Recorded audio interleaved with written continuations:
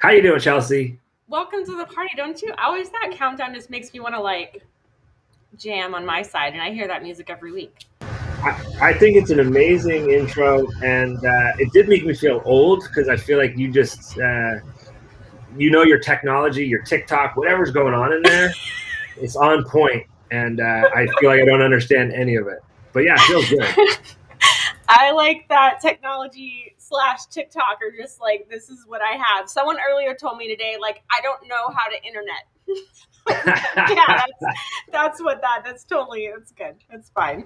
What's up, Jackie? Thanks for hanging out. You're my hero. Always here to show me love. So thanks for doing that. So Hi, Jackie. welcome to What Could Go Wrong Live. I wrangled Cody into this situation a long time ago, and then things happen and other things happen and then things happen, and now here we are because Yeah, we did it. Gold star for us. yeah. Nothing matters but the present moment. So the past doesn't matter. It's all good. I like it. I like it. So Cody runs, co-founds, does the things for Harper's Playground. Note the hat. You know, last time I wore my hat that says HP, my daughter was like, Harry Potter?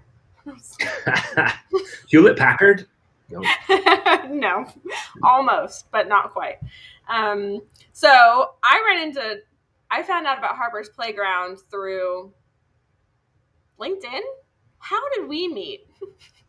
I caught some of your LinkedIn shtick. So I reached out to you because I said, here's a person with good energy, playful vibes.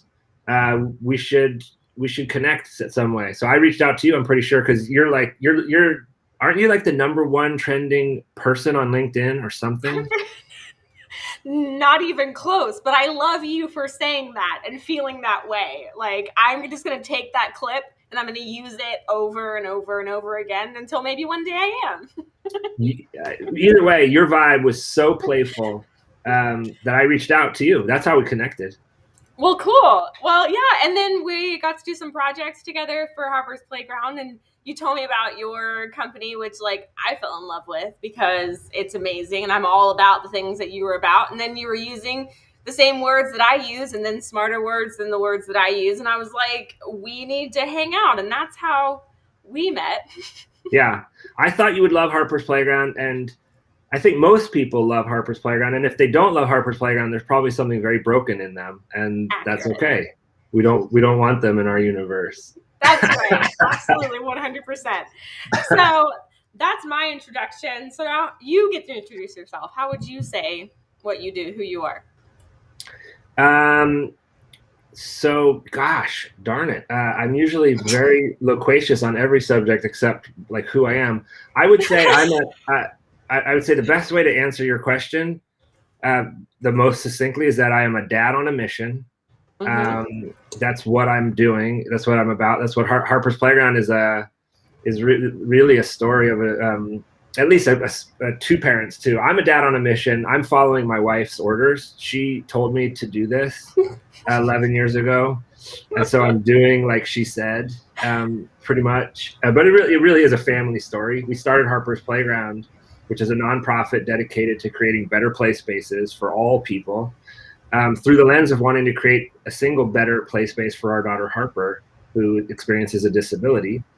And so I'm officially the co-founder of a nonprofit organization named Harper's Playground, on a mission to change the way outdoor play spaces are built across the entire globe, maybe other planets someday. We'll see. Yes. But, I mean, just jump on one of the spaceships. I hear they're shipping out all the time now. So yeah, jump on one of those. It's fine.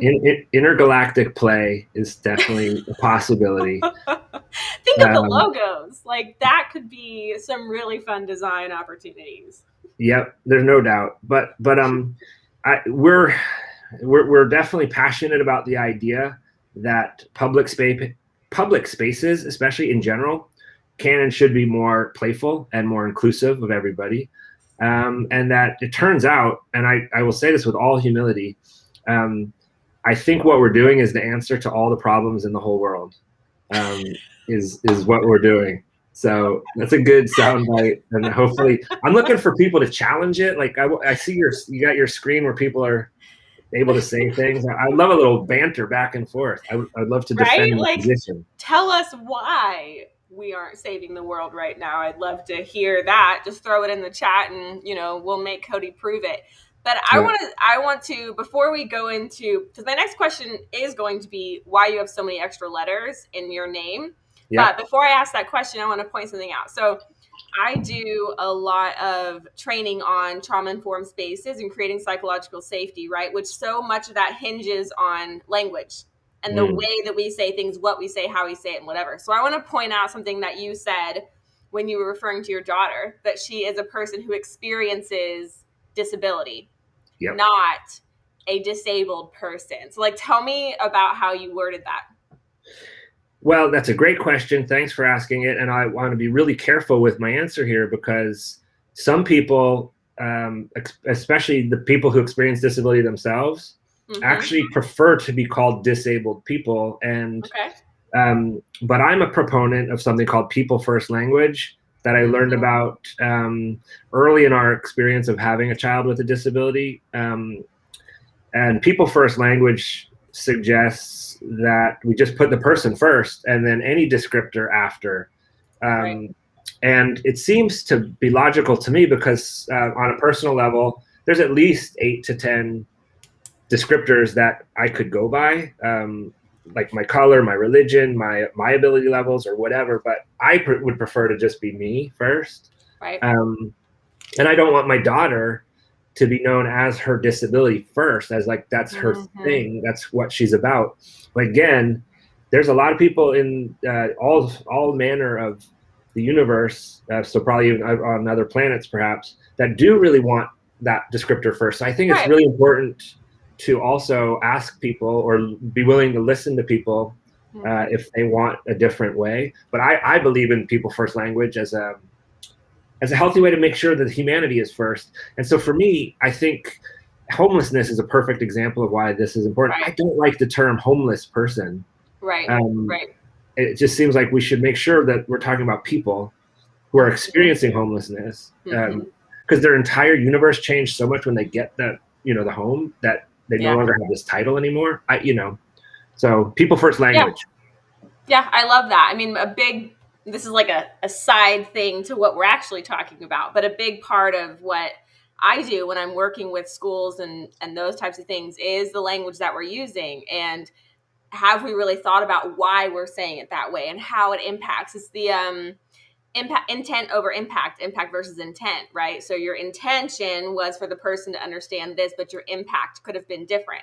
And so really weighing all of those things. And like you had said, listening to the people around you first when you're making decisions about how to speak about, especially when you're speaking about other individuals instead of yourself. And that's a whole different podcast. We'll book another time for that. People first language. It'll be fine.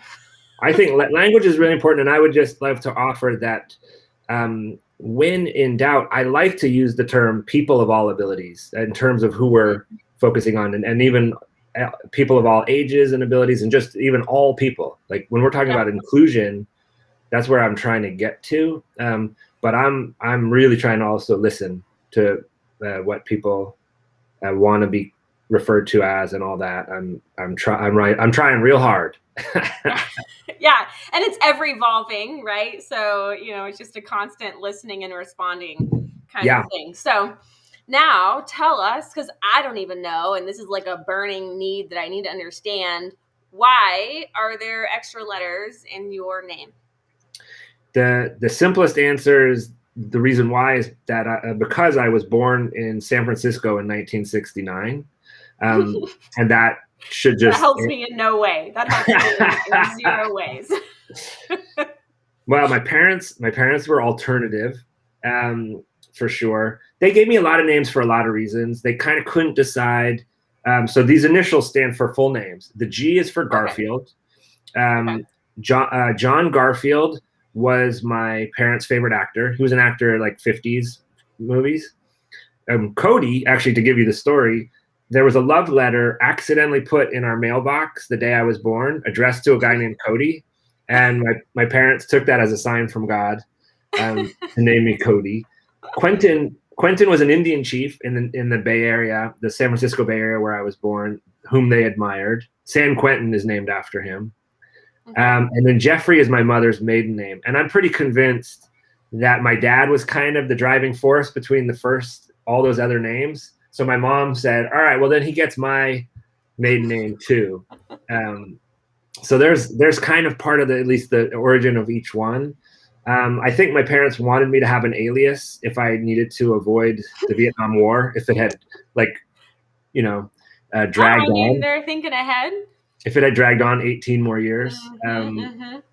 I think they wanted to make sure I had funny stories to share if I was ever interviewed by somebody on some future platform like LinkedIn. Yeah, totally. So you are Garfield, Cody, Quentin, Jefferson, Goldberg? Jeffrey. I was so close. Garfield, Cody, Quentin, Jeffrey, Goldberg. There's only 3 slots on the birth certificate. So it's actually on the birth certificate, it's hyphenated Garfield, Cody, then Quentin, Jeffrey, then Goldberg, but officially 5 names. Wow. Yeah. So how did you land on Cody? Why is this who we are? I think my parents had some mercy on me at an early age. They always called me Cody, pretty much. So I never was Garfield, but when people find out, they usually tease me mercilessly. So join in, have at it. Yeah. I have 0. My dad wanted, so my dad's middle name is Gilbert, and my mom's name is Diane. And my dad wanted to name me Gilberta Diane. And to this day, I'm like, bless you, mother, for, diverting that intention. But when I got in trouble, I was still Chelsea Nicole Verrett. So when you were in trouble, was it Garfield, Cody, Quentin, Jeffrey, Goldberg?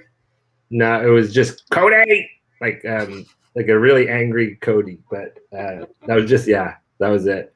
In fact, so my father, I never saw his face. He had a beard my entire life that I knew him. And he didn't actually yell, but he would bite his lower lip. So a little piece of his beard would flip up. Stick straight out. That's when I knew he was mad. Yeah, for sure. With the pokey beard. Yeah. I never saw his face. It's pretty crazy. I mean, here you are rocking your handlebar mustache today. This is very much like a COVID, just playfulness thing. Yeah. It's pretty fun. I love it. That's what we're going for, playful. Yeah. So my post today was play is the foundation of everything. And then it was I said what I said, right? Prove me wrong. And so I want to kind of give my theory and what I posted on today, and then just let you kind of run with it, because you say all the cool things in this respect around play. So my conversation was play is the foundation for everything, right? Let's talk about it if you feel like that's irrational. But it was kind of contradicting what I say a lot. It's relationship is the foundation of everything. But I still think both of those happen at the same time, because in order to have relationship, you have to try and fail and learn what that means to engage with other people and with yourself and do all of these things. And where is the best place for us to try and fail in organic relationship building activities other than play? So when I say, I can still say both. I can say that play is the foundation of everything and relationship is the foundation for everything, because I feel like, in my own little opinion, in my own little world over here, that you can't have relationship without play, and play builds relationship. And here's where we are, and they're intermingled.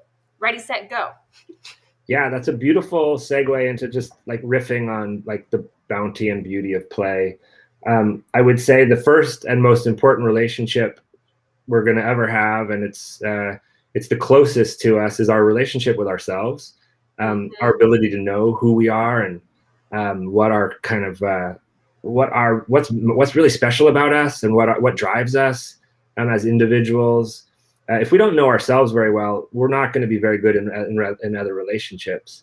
And then of course, it's through play that we learn things like how to regulate our emotions, how to read other people. So much of all that just comes through play experience that will certainly help us foster good, healthy relationships. And the amount of science behind what I'm suggesting is so thick. It's amazing. Yeah. It's also it's also still, I love the subject of play as a study, as a scientific study, because I still think we haven't even scratched the surface, Oh, I agree. honestly, of Mm-hmm. what's going on with this kind of magical, ubiquitous term, play. Mm-hmm. Um, I love. I'll give you my take on play. I've read a ton about it, but I always come back to these two things that make me essentially the most excited about this subject. Number one, I think so much of the play experience is about um, learning how to overcome and even see that it's fun to overcome fears. Like, Right. Growth mindset kind of yeah, philosophy. Mm-hmm. yeah, growth mindset, and even just like, what is that feeling I'm feeling? I'm Yeah. scared. I'm nervous. Like maybe it's a Mm-hmm. height, or maybe it's Risky play, all that kind of risky play, all the things that come into that specific piece. yeah, how to start recognizing fear's role in our lives and how it's really has its place, but it's really meant to be tamed and managed and Mm-hmm. overcome. And we learn so much of that through play. And like I was kind of saying earlier, I'm really into the idea that it's through play that we figure out what we're really about as individuals, Yeah. what drives us. If we're going to become an actor or an engineer or whatever it is, and the happiest people in my mind seem to figure it out the earliest in life and go for it Mm-hmm. and do the Yeah. thing that they're meant Yeah. to do. And I really think play gives us the courage, because sometimes it takes courage to really be your true self, to like embrace who Yeah, for you are. sure. There's Mm-hmm. outside forces that are telling you to do something different than what you're really feeling in your heart is what you want to do. And so play is that way that you can actually become your true self. Find the bravery to become your true self and live your best life. So that's like my short version of why I think play is just so cool. Yeah, I mean, and one of the coolest things that we've talked about when we're talking about your playgrounds, and I want to talk more about what inclusivity actually looks like versus what it's presented as, right? But before we get there, one of the coolest things that I remember when talking with you originally about the playgrounds that you build and kind of the concepts around play was that one of your favorite parts of the playground was the hill, right? Because of the things that it fosters. Like, tell me about that. Yeah, well, the phrase for the best type of play typically is what we call unstructured play. Mm-hmm. And so, like, literally, Harper's Playground is on a mission to remove the structures out of Right. playgrounds, because those tend to be the least accessible things that really are turning playgrounds into um, uh, really not really fun environments. Yeah, Honestly, not only definitely. do they segregate kids like my daughter Harper out of the equation because they can't access the Mm-hmm. structure, but they offer an environment that is just too prescribed Right. for what children need. So we've replaced the structure with a hill. And the beauty of the hill is that you could very easily make a really nice circular pathway to the top, so people who use wheels can get to the top of the hill in a beautiful motion, not a back and Mm-hmm. forth like is Yeah, in a yeah, structure. yeah. Um, and so they're in the middle of everything as they get up to the top. And the hill itself is just such a perfect form for sliding and rolling and rough and tumble play. Also, just a great place to sit and be and ponder. And so the open-endedness of the hill Mm-hmm. is just really awesome to see how it Mm-hmm. works. Mm-hmm. Um, and we kind of we definitely never saw anything like what we built. I did visit some playgrounds that had put pretty small little mounds in them, and Yeah. we were inspired. And nothing is ever created out of a vacuum. Like, we're all copying each other in certain levels. Yeah. Right. But the hill that we came up with was pretty unique, and it seems to be like really catching on and being copied all over the world. And it works. It's a simple form. While it's not all natural, unfortunately, I wish we could just put real grass on it. Right. Um, Right. it's astroturf, because real grass would just slide away. That Yeah. in the The first children would rain, take it with them. Yeah. it would be gone. But it's a very natural form, and Mm-hmm. ultimately, what we're trying to do is create the most natural environments that are inclusive of everyone. Mm-hmm. Yeah. And I was having a conversation, I don't even know, last week, week before, or something like that, about risky play with the founder of Worthy. Yep. And we had the same kind of conversation around the limits that come with structures, and what structured versus unstructured play, and how unstructured play fosters risky play and the benefits of risky play. I mean, and going back to kind of what you were saying, there's so much science behind this concept. Like, I love digging into all of those different pieces. And so one thing that we didn't dig into was inclusivity, what that has been presented as, what it's not, and what it actually is. So I know that's a huge piece of Harper's Playground. So I'd love to hear you dig into that a little bit. Well, I think first I'll say, back to the idea of humility, something I have learned by being in this landscape now for 11 years of trying to do inclusive work is that the minute you think you're doing it well, you know you're not, because it's definitely a journey of trying to be mindful of all the different human needs and all the different types of people that might exist. That's still, I get back to this one thing when I think about inclusiveness. I try to keep it very simple. We create a very simple space and we call it radically inclusive, in that the ultimate goal, and it's so important to remember your why and what is your real ultimate goal. And our ultimate goal is not to provide all the people of all the abilities all the same experiences, because I think that's a fool's errand. But we're trying to create a space where everybody can actually access it and be together. And here's what I love to talk about. The magic of Harper's Playground is not what we put in it. Really the magic is that we put so little in it, in the space, that it attracts people, and then people interact and commingle. And I really think the attraction to the space is the fact that you're going to see a lot of people there, and people like to play together in social settings and not with stuff. So So minimalism. It's the concept of the concept of parallel play, and then cooperative play, shoulder to shoulder, those types of things, where you have an environment that fosters all those different versions of play. But I remember when we were talking, and we talked about like ADA requirements in playgrounds and what they looked like. And you told me the story of like walking up the steps, or like the first step into the playground, the ramp or the ledge or something. You're going to remember it better than me, but what that actually looked like. And I remember you telling me this story and me just being like, I never even thought about that, right? I don't have wheels, and none of my close family have wheels. So it never dawned on me, but I remember it being such an eye-opener. So I'd love for you to share some more about that. Yeah, well, the journey of Harper's Playground literally was the journey of the first day our daughter Harper walked with the aid of her little yellow walker. The doctors that diagnosed her difference when she was about a month old told us she would never walk or talk in her lifetime. And at the age of 4, when she learned how to use this little walker, it was like a beautiful sunny summer day, and we went to the neighborhood park, and she literally became stuck in the wood chips that surround the typical playground structure that existed in our neighborhood.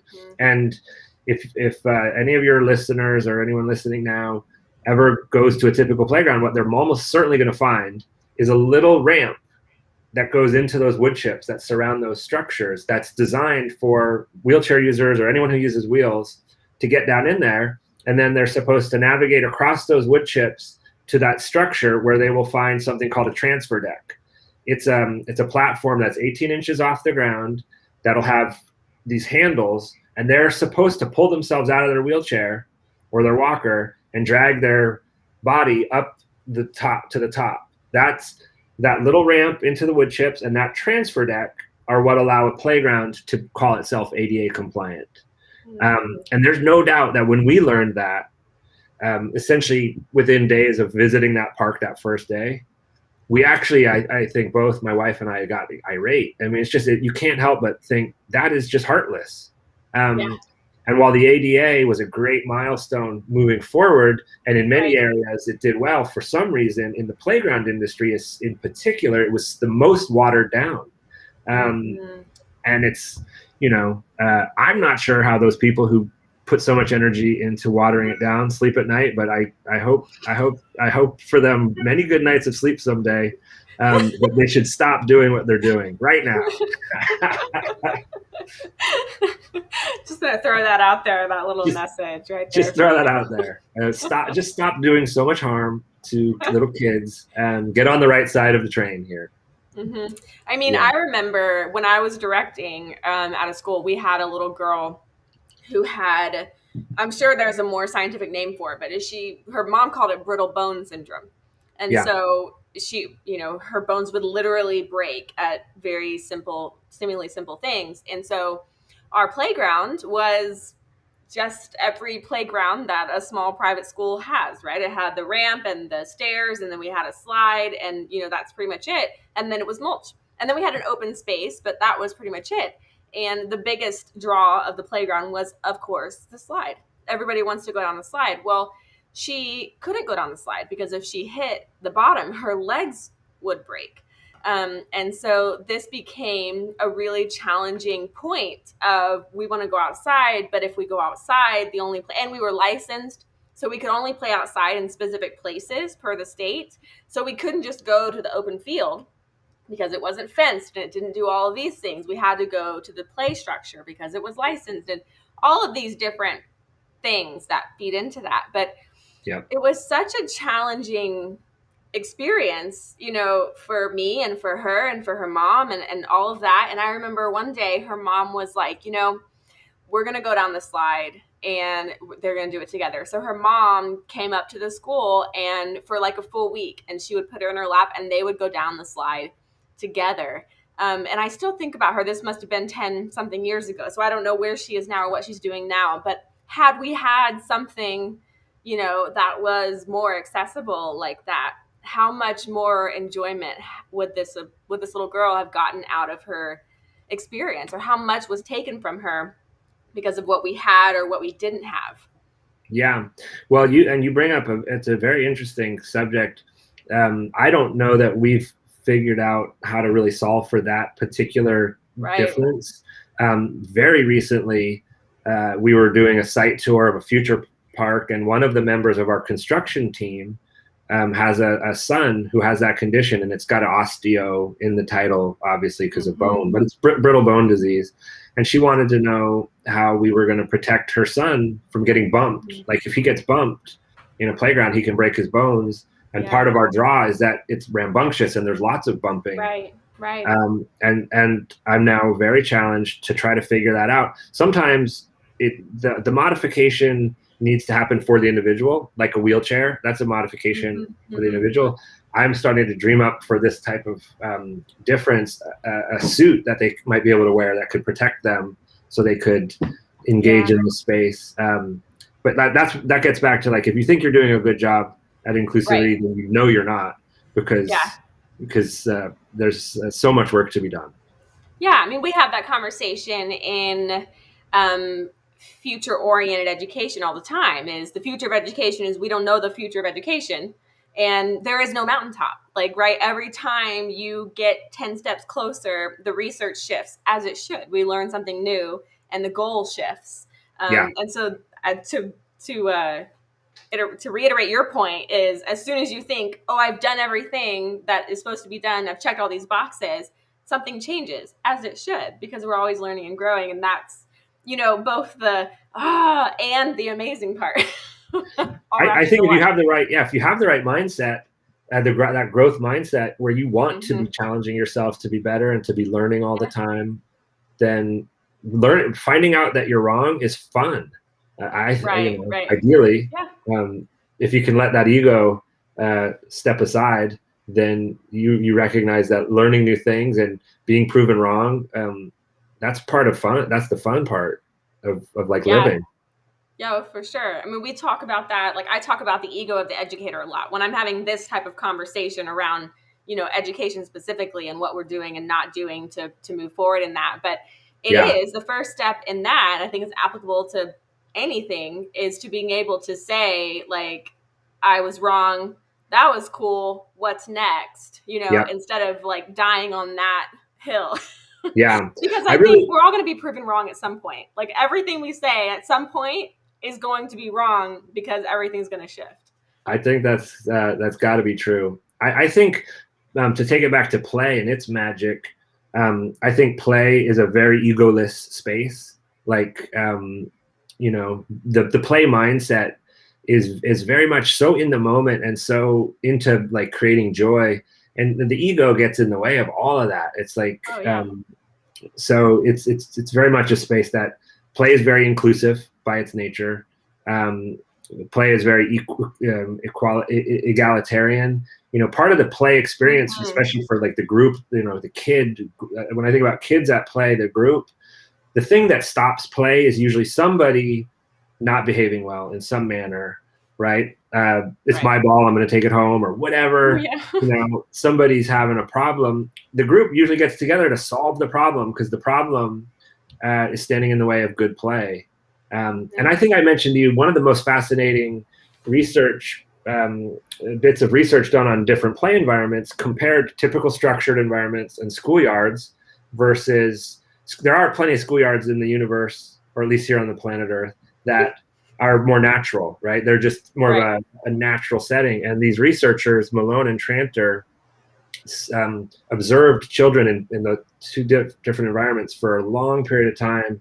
And their conclusion, the conclusion that they came to, that I just think is so fascinating, and proves why my work is going to save the world, is that the kids in the structured environments fall into a very hierarchical social strata. Yeah. The most physically gifted kids are the leaders, and everyone else follows them and really has to even like subvert to what they say, because they're in charge, right? And in the more natural settings, there's almost no strata. It's very equal, other than in times of conflict. And when conflict arises, the best communicators are called upon to be the leaders to solve the problem. And so it's, I was joking about how in the early days of making Harper's Playground, I was saying, because I obviously like to say very boastful things to get attention. I was like, Harper's Playground is going to lead to world peace, just to get people's attention. And I like hyperbole. But I think but are you wrong? That study, I think, proves me right, that like more natural play environments are going to create the leaders of the future, which are going to be the best communicators, so that we can get out of this cycle of might makes right that the typical playground structure has obviously created. I see how that comes full circle. I mean, you found, if you're looking for someone to argue with that, you're hanging obviously with the wrong human. I mean, my whole life, every training that I do, every person or company that I coach, everybody that I work with, everything comes back to psychological safety, which is healthy communication, which is creating an equality in the space of taking risks and saying scary things and promoting the other person and putting aside your ego, right? I mean, and so I can't argue with that. So what you're trying to say actually is that both Harper's Playground and Chelsea are going to save the world. That's what you said, right? Well, I do think we're right. Yes, I am trying to say that, because that's why I was sure we had to work together.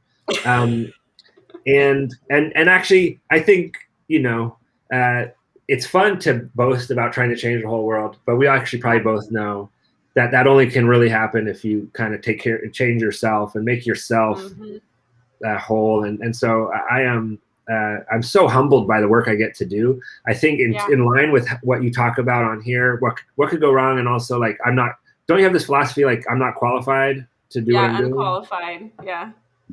There's no better example of that than me. I just, I basically just had a bake sale that has turned into a thing, and I have no idea what I'm doing. But I do know the why of it, and I think that certainly is the most important thing. And I continue to be really humbled by how in over my head I am, in such a beautiful, fun way.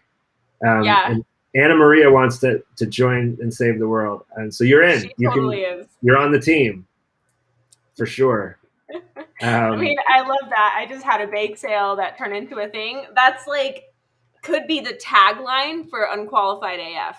That was the conversation that started, was, when I kind of shifted from teaching to directing to now strategy and coaching and, project development, things that I do now is kind of wait, what are you doing again? It's I had a bake sale turn into a thing. I'm actually just going to start saying that. Can I just start using that line as my tagline? I had a bake sale turn into a thing. My entire process of writing anything is always to just pick and choose all my favorite quotes from all my favorite places. I don't have an original idea, really. I don't think so. Any of my ideas that I have shared are open for business. I'm not into like proprietary stuff either. Like, Right. Yeah. especially if it's going to make the world a better place. I don't think anyone should copyright whatever is a good thing for everybody, or trademark it or whatever. Yeah, for sure. Yeah. So whatever, if I I've ever agree. said anything you want, it's yours. Take it. Excellent. I'm just gonna pull that clip too. Yeah. So tell me, like, did you do a TED Talk? Well, let's face it. Who has not done a TED Talk now? I mean, I haven't. Well, Okay. you will soon So, enough. You thank will you very soon much. enough. Who hasn't done a TED Talk except for you? It's fine. I did a TED Talk in 2014. It was really focused on play. The theme, it was TEDx Portland, and Portland, Oregon. And the theme that year was called Perfect. They wanted people to talk about what this idea of perfect. And I was asked to talk about how perfect play is through the lens of having learned about it. And just the reason I was asked to be a speaker was definitely Harper's Playground was a pretty phenomenal miracle to be part of. It, you know, we haven't really talked about that journey that was the 3 years of creating it. From the walk in the park when my wife ended up saying, "Hey, we should do something about this," to having the grand opening. Yeah. That was 3 years of almost 24-hour a day working on it. Like, it was crazy, amazing. And one of the hardest parts of that whole work was keeping up with the amount of people who wanted to help us. That's actually a lot of work. Yeah, for sure. It's like, you know, just emails.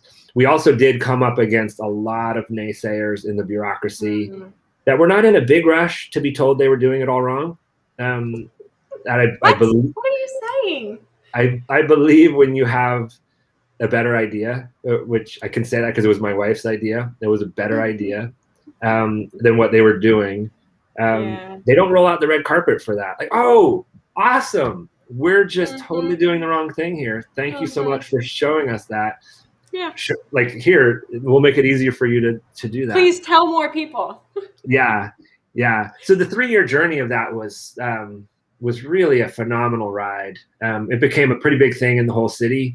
And so I was definitely invited to do the TED Talk because the story of Harper's Playground, the miracle really of it coming to be, $1.2 million, starting with a bake sale, really a pretty unique design, beyond whatever had been accomplished to our knowledge in terms of really adhering to both natural and universally accessible. And it's really important to note there kind of are two camps happening, because there are not many people that are in disagreement that there's something broken with the typical structure model. Right.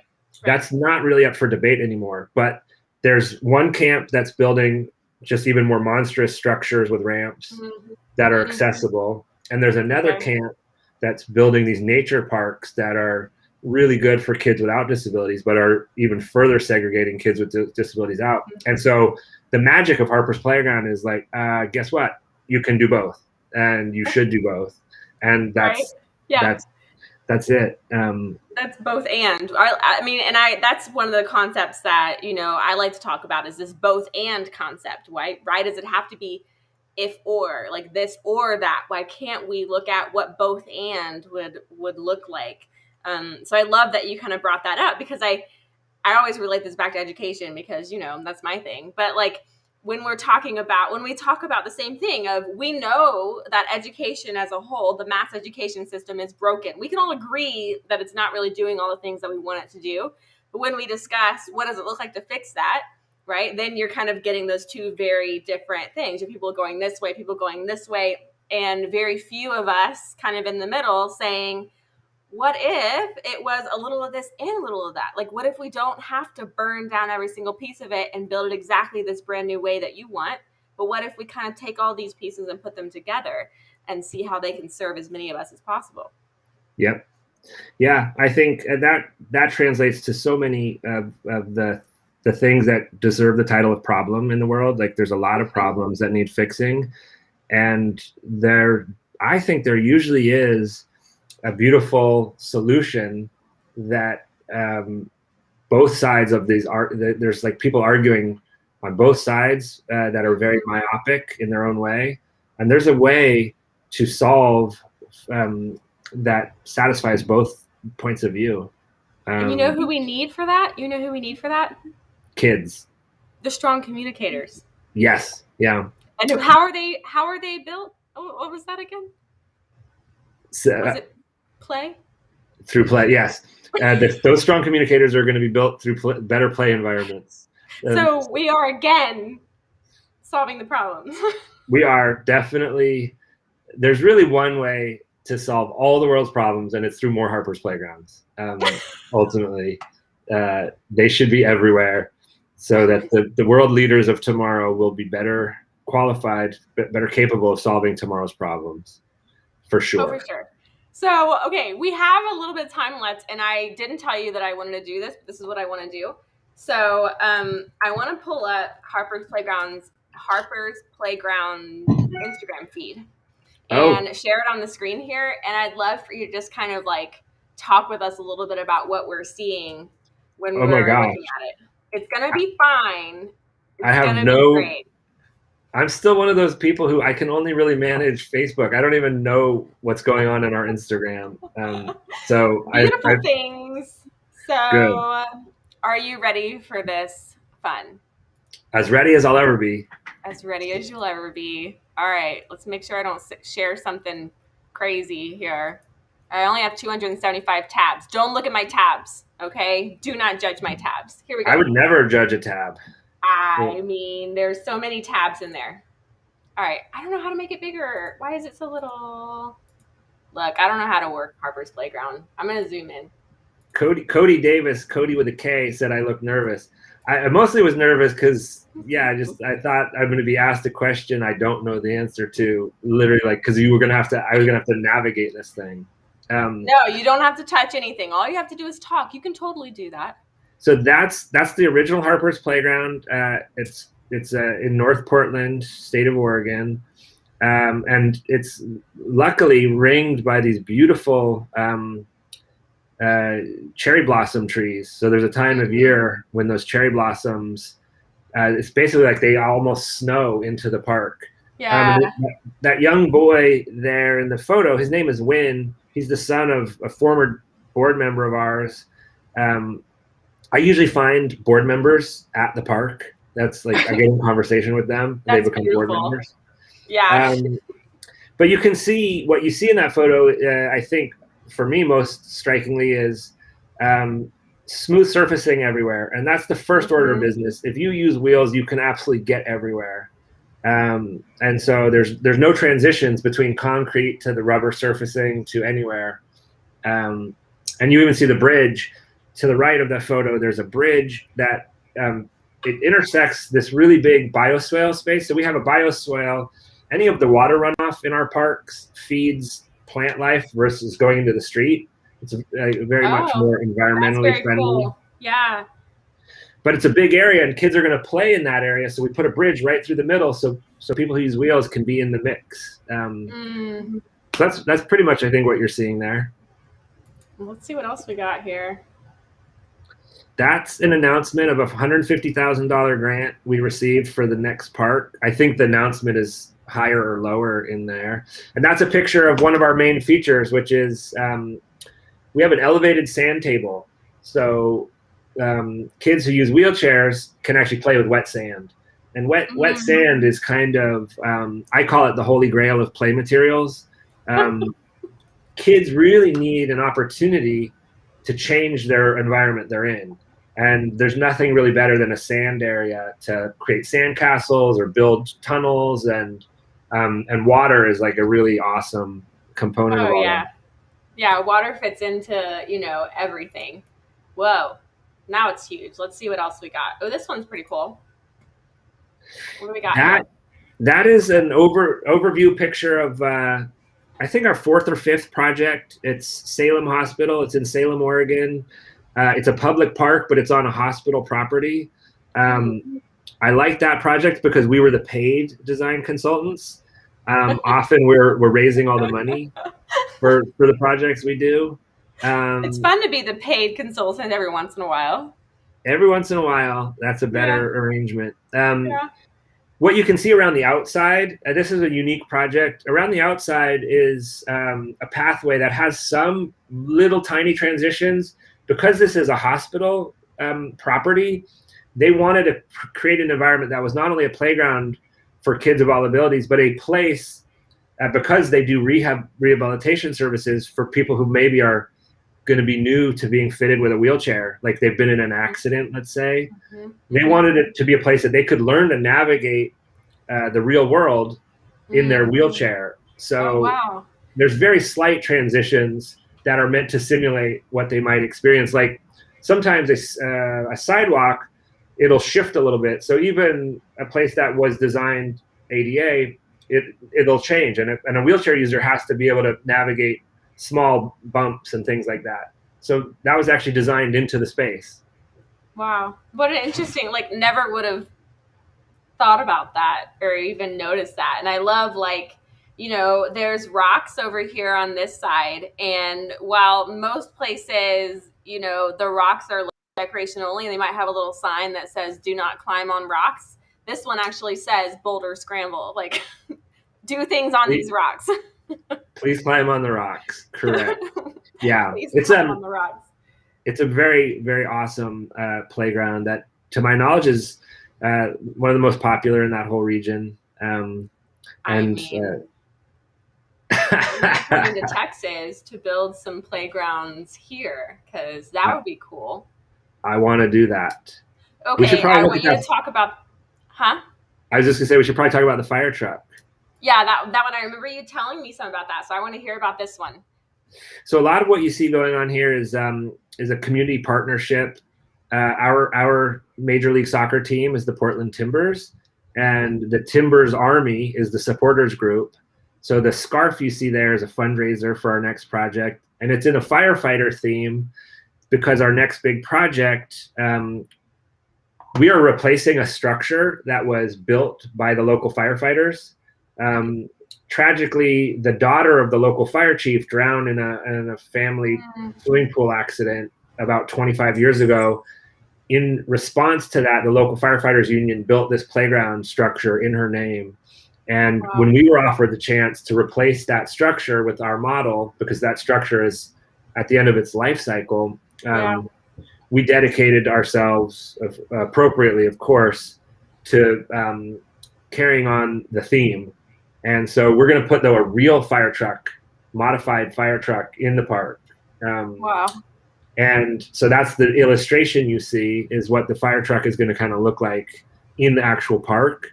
And then the Timbers Army did not only a scarf, but then they're also doing a patch, the Harper's Playground Spread the Love patch. And those are going to be sold on the supporters group's website, and we'll sell them at events. I love selling items that people are going to like having as a way to fundraise.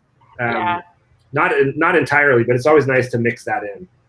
Oh, for sure. I have a Harper's Playground scarf. And that when we had that like terrible snow-mageddon in Texas, whenever it was that February, something like that, I pretty much lived in my Harper's Playground scarf. So thank you. A pleasure. They're collector's items, really. So they're awesome. Totally. Let's do one more, because this is kind of fun. What else we got in here? Ooh, look at that. Is that still the firefighter one? That's also the theme. We're going to place, just firefighter-related items that can be playful. So like hydrants with fire hoses on the hill, so kids can use the hoses to climb the hill. And so we're working with the local firefighters. They're going to gift us quite a bit of old equipment. In fact, old battle axes and things like that. And we've got a metal artist who's going to melt those down and make them safe. Obviously, battle axes can't go on a playground, but but create sculpture out of them and really pay homage to the theme. But we're really big believers in using real things, real materials, and art. And I think a Harper's Playground, part of the magic of a Harper's Playground is that it really does not feel like a playground for kids. It feels like a public place, a public plaza that we're adamant it should feel very welcoming to kids of all ages too. So I think that playground structure is not very inviting to adults at all. But a plaza that's got a lot of seating and art and a hill is very much more attractive to also adults too, which is important. Yeah. And I love what you talked about with real experiences, because there's also a lot of research around like curated artificial experience and then, real experience and the value that brings to the learner, to the child, and how they play. And so the more real the experience is, organic instead of curated, right? The more valuable it is in the end. I love all of that. So my next very important question is, once this playground is done, you're like bringing me out there and like walking me around on a personal tour of the playground, right? It's fine. I think that we've got to have you out here to the region. We'll do another live chat, maybe whatever. From the playground? Yeah, that's a good idea. Yeah, I mean, I think I've so appreciated this conversation, and I think we can make pretty decent, even maybe sometimes amazing connections through a platform like this. But there's really nothing like in real life, like in the real space, back to like real, like real. Yeah, the real. the real. I once gave a talk at Facebook headquarters to talk about my story, and I made a kind of a crack about, Facebook is fine, but it's more important to spend FaceTime together, like in real. And like you could hear a pin drop. They were like, no, everyone should be on Facebook all day, every day. And I was like, you guys don't really believe that, right? Like, come on. We have some other concerns that we might need to address. The security. Sorry, go ahead. No, go ahead. Tell me about the security. Did they haul you out on security? Like, is that where that story was going? No. I was just going to share that the security was so tight in that place. They were so weirdly nervous about everything that I knew something was up. Like Facebook, they don't own LinkedIn, right? We're okay. We're safe here. That's fine. Microsoft owns LinkedIn, so it's all fine. They haven't kicked me out yet. I mean, I'm sure it's going to happen, but it hasn't happened yet. So if it happens, you and I together, what better way to go down than hanging with Garfield, Cody, Quentin, Jeffrey, Goldberg. That's it. That's the full thing. Nice memory. Thank you. Yeah. So well, all right. So I think we've covered some really fantastic topics, and I want you to tell people where they can find you and hang out with you and kind of follow your projects or donate or buy a scarf, and those types of things. We're definitely big in the social channels. You just saw our Instagram. They should probably like the Instagram if they want to learn more. I'm supposed to, like, my team is always telling me more Instagram, less Facebook.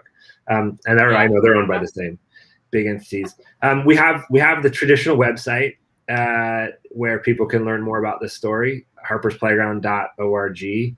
And we keep the website very up to date. It's a good place to sign up. I think one of the things I would encourage anyone who was interested in this work, we have a free downloadable how-to book where we teach people how to design their own Harper's Playground. That you fill out a little form on the website and you can download that book. And that's really our mission is so strongly attuned towards wanting this model adopted far and wide that by and large we do try to give it away as much as we possibly can, and encourage people to copy it. And we try to help them out all the time. But yeah, the website is a great place. They can watch the TED Talk. I did not do a good job on keeping it short, but I think I made it funny at least. So it's entertaining. That's good. Yeah. I like those. Those are always my best. I like my favorite TED Talks to watch are the ones, some of them are good, but they feel very scripted. And so I love the ones that, are scripted and all of that, but have a little bit of the other stuff thrown in. Those are my favorite. So I have never delivered a speech that was memorized or scripted.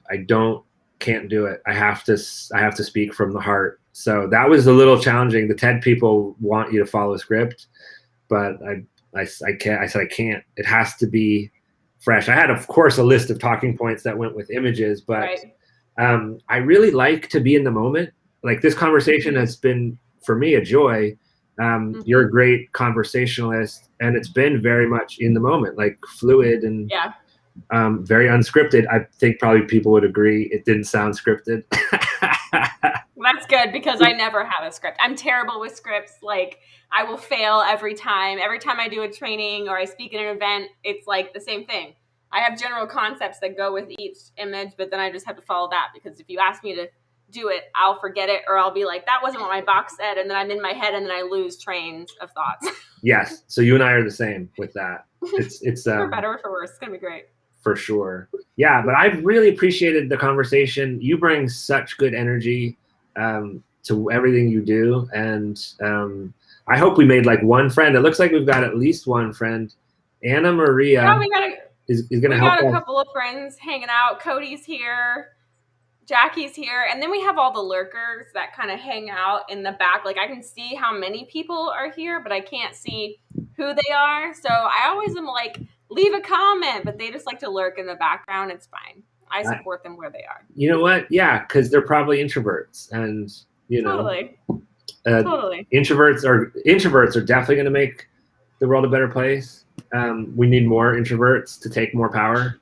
So power has always gone to the extroverts, and we need to change that for sure. For sure, I am here for that because while it may look like I have extrovert energy, I then need a nap for an extended period of time to recover from the energy that I just put out to make it look like I do well in social situations. Okay. Yeah, I've heard about that. So I support you in you taking over the world. Well, thanks. That could be fine. What could go wrong? That could be our new slogan. I feel like we're already there. Okay. Anyway, thanks for hanging out with us, Cody. Thanks everybody who showed up, lurking in the back or hanging out in the comments, and everybody watching on the replay. You know where to find Cody. Go find the things. Follow Harper's Playground. Whoever curates all the social media, it's not Cody, does a really good job of leaving really cool pictures, and I always love scrolling through it and like seeing Harper's Playground pop up, and it's like a joyous part of my feed. So go follow that. Buy a scarf. If you're in Texas, you never know when the next Snowmageddon may hit, and you're going to need a Harper's Playground scarf for that event. Cody, Chelsea 2024. I support that. So many different reasons. So many different levels of humor you guys bring to this conversation. So thanks for hanging out. Next week, we're back. Same time, same place. That's wrong because it's Thursday. So next week, we're back to Wednesday, and everything's confusing. It's fine. Just follow me. What could go wrong? So we will see y'all later.